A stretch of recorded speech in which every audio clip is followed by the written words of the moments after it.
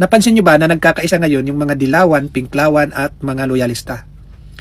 Hindi dahil sa gusto nilang ayusin yung bansang Pilipinas. O hindi dahil gusto nila bigyan ng marangyang buhay yung bawat Pilipino. Kundi dahil gusto lang nila hadlangan yung pagbabalik ng mga Duterte sa Malacanang. Yun lang yun.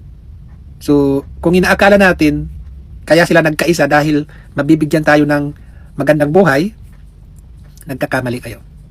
Wala sa plano nila yun. Wala sa intensyon nila na pagandahin at bigyan tayo ng maayos na pamumuhay. Kundi hadlangan lang nila yung pagbabalik ng mga Duterte sa Malacanang at takot sila. Yun lang yun. Grabe namang mambaligtad itong DDS na ito, mga kababayan. Yung katotohanan po kasi, si PBBM at si Mayor Lenny nagkakaisa po para magtrabaho po sila, magkatulong para po may sakatuparan nila ang kanilang mga proyekto at programa para sa mga Pilipino.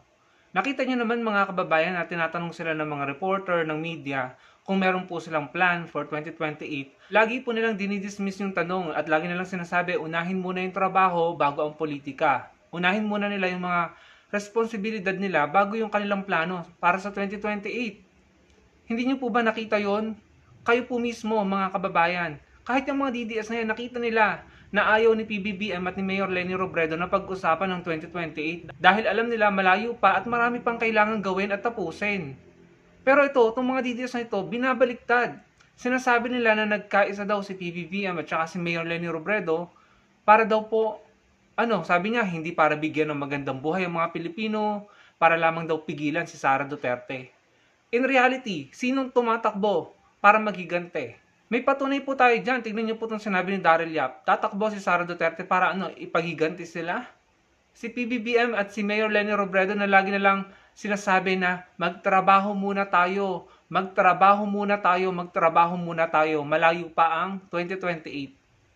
Binabaliktad ng mga ito na sinasabi nagkakampihan, nagsasama para lamang po pagmukaing ape yung kanilang mga poon, yung kanilang kandidato sa 2028. Kayo ang maagang mamulitika, mga DDS. Yang inyong sinusuportahan ang maagang na politika. Mantakin mo, nung 2025 pa pala siya naghahanap, nagre-recruit, inamin naman niya eh. Nagre-recruit daw si Sara Duterte, inamin niya, dun sa show ng Banateros yata yun, na sabi ni Sara Duterte, 2025 pa siya, nung isang taon pa siya naghahanap ng kanyang magiging vice president. So, nung isang taon pa pala talaga niya gusto or atat na talagang maging presidente. O baka mas maaga pa. Sa bagay, may usap-usapan nga noon na kumalat na patatalsikin si PBBM 3 days lamang yata, no? Sa pagkapangulo. Or after 2 years para si Sara maging mala GMA. Magna 9 years na manunungkulan. Buti na lang hindi nagtagumpay, mga kababayan. So, binabaliktad ng DDS na ito, ng mga DDS na yan, yung realidad na yung kanilang poon, yung kanilang idol, ang namumulitika at maghihigante. Tapos, itong si PBBM at si Mayor Lenny Robredo na nagtatrabaho at nagtutulungan, kahit naging mag-rival dati, naging professional sila ngayon, naging matured sila ngayon dahil ang iniisip nila hindi nila sarili eh. Ang iniisip nila hindi yung kanilang nararamdaman. Ang iniisip nila hindi yung kanilang future sa politics. Ang iniisip nila yung kasalukuyan nilang responsibilidad at trabaho. Yun ang iniisip nila. Dahil at the end of the day, kaya naman talaga sila tumakbo ay para maglingkod sa mga Pilipino. Hindi para makipag-away araw-araw. Itong mga DDS na ito parang gusto araw-araw away. Tignan niyo itong sinabi ni Ronald Cardema. Yung dating Duterte Youth Party List, buti na lang na-disqualified yung Duterte Youth Party List na yun. Tignan niyo, maghihigante. Pakinggan niyo po. Dito sa pag-announce ng ating Pangulo Sara Duterte na siya itatakbo bilang susunod na Pangulo ng Pilipinas, masabi ko uli sa inyo, ang ina, eto na.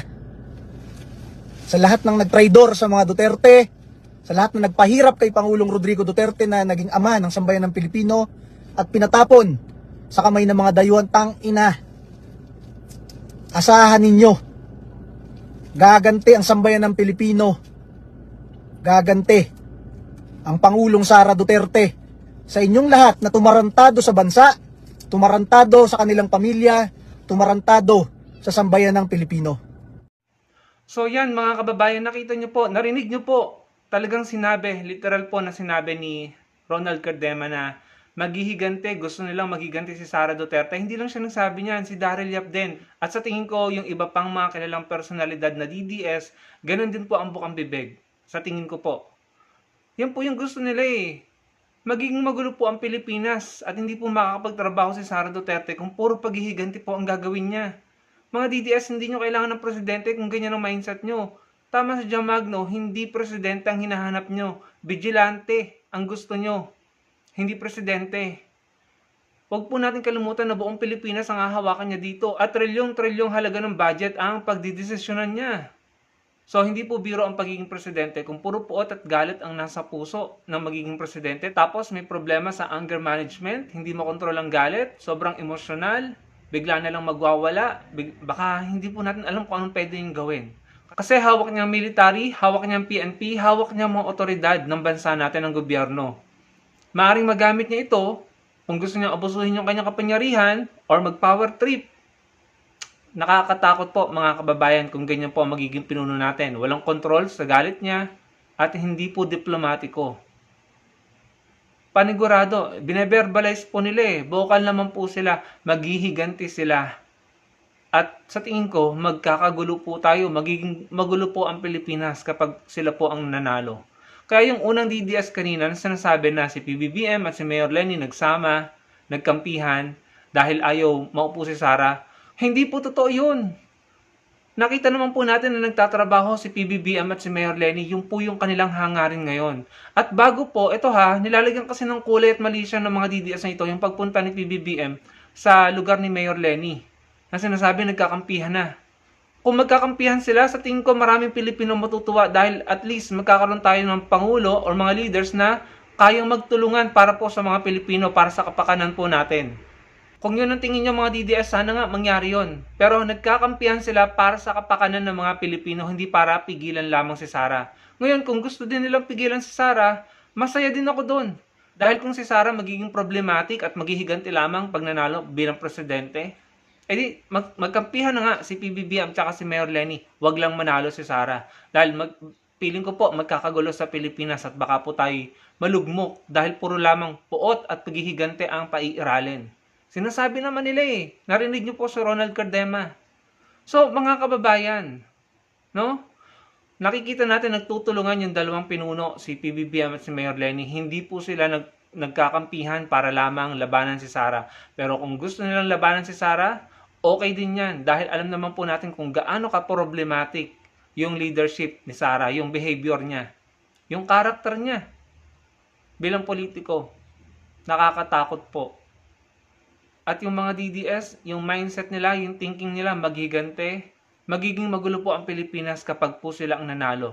Dahil maghihigante lang sila, magpapunish lang sila ng mga taong ayaw nila or kalaban nila, wala po, mapapabayaan na naman ang Pilipinas. So, mag-isip po tayo mga kababayan, kausapin po natin ang ating mga kamag-anak na botante na, kaibigan, katrabaho. Sabihin nyo lang sa kanila, pag-isipan nilang mabuti kung sinong pipiliin nila. Kung yung maghihigante at magkakagulo na naman sa Pilipinas o yung mga taong nagsasama-sama, nagtutulungan para makapagtrabaho para sa kapakanan ng mga Pilipino. Yung kayang iset aside ang kulay at yung kanilang differences, magkikita, kayang tignan sa mata ang isa't isa, kayang magtulungan para lamang makapagtrabaho ng maayos. So, kayo na po ang bahalang mamili mga kababayan. Kung alam niyo naman po yung tama, alam naman po natin kung sino yung tama dito eh. Yung naghihiganti ba o yung nagtutulungan para sa mga Pilipino?